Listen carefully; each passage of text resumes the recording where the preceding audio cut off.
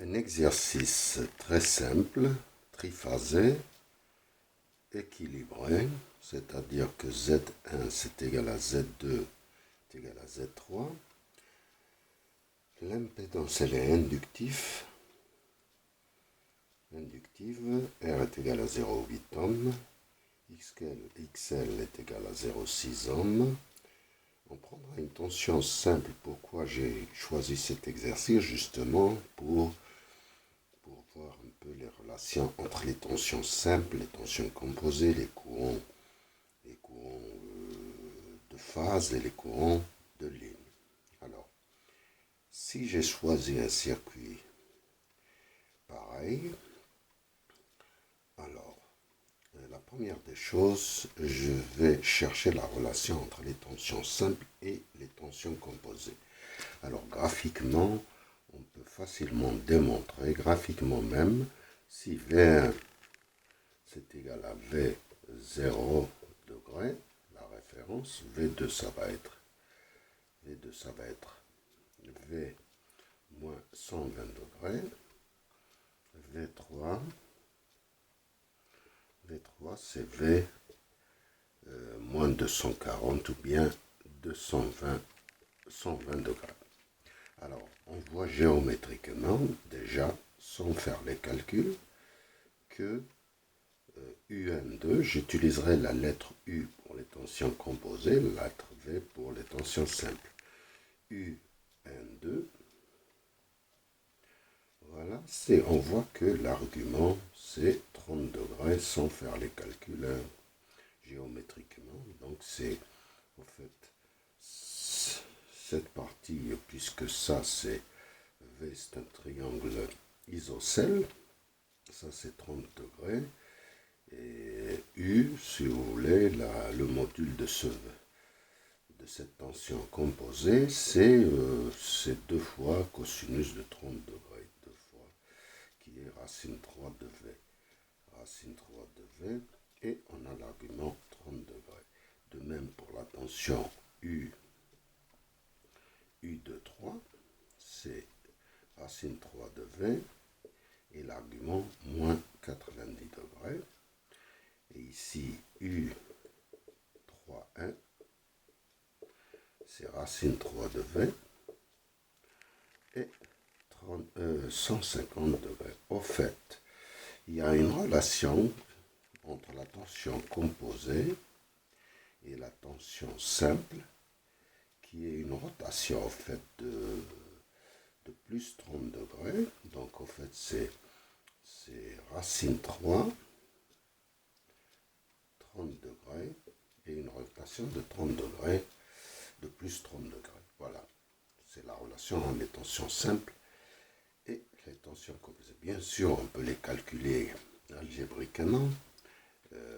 UN2, moi je ne vais pas le UN2 c'est V1 moins V2, U23 c'est V2 moins V3, et U31 c'est V3 moins V1.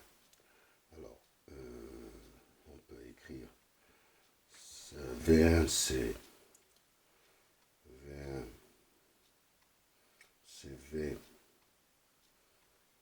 plus J0 moins V2 moins 120 degrés, donc on a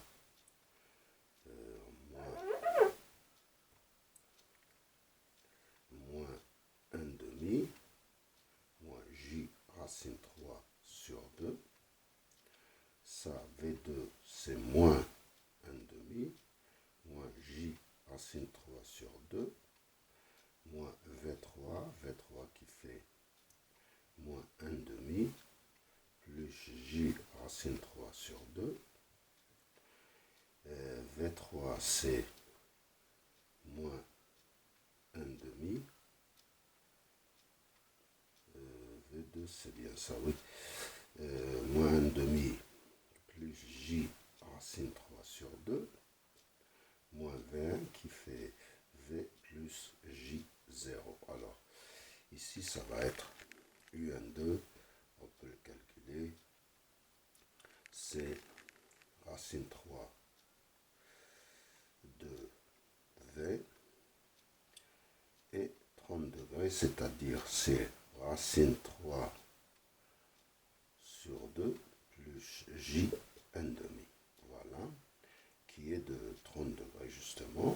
U de 3, ça nous fait racine 3 de V. Et 0 moins J. Voilà. Et U 3, 1, c'est racine 3 de V.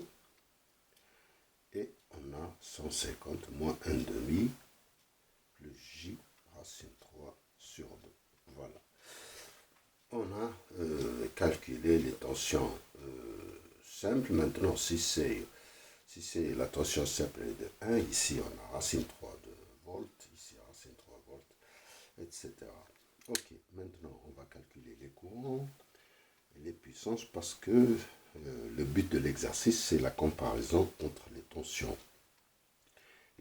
simples, les courants, les tensions simples, les tensions composées, et puis les courants de phase avec les courants de ligne.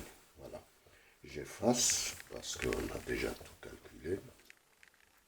On peut calculer le courant I1, I2, I3. I1, c'est V1 sur Z1 qui est égal à Z2 est égal à L. I2, c'est V2 sur Z. I3, c'est V3 sur Z. On a V1, c'est 1, 0 sur ça, c'est 1. Et je pense c'est 36,87 comme argument. Donc on a 1 moins 36,87 ampères. Ici on a 1 moins 120 sur Z qui est 1 sur 36,87. Donc c'est 1 moins 156,87 ampères.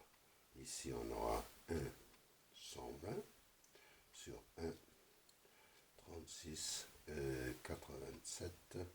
Donc c'est 1 et le courant de l'argument de 36 combien 83 13 degrés ampères. Voilà, on a calculé les tensions et les courants. On peut calculer les puissances absorbées par une charge branchée en étoile.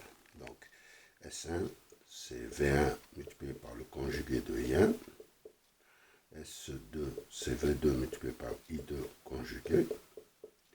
S3, c'est égal à V3, I3 conjugué. Donc, en fait, on a 1, 0, multiplié par 1 plus 36, 87. Ce qui est intéressant, c'est qu'on va retrouver 1 moins 156, 87, multiplié par 1, 1,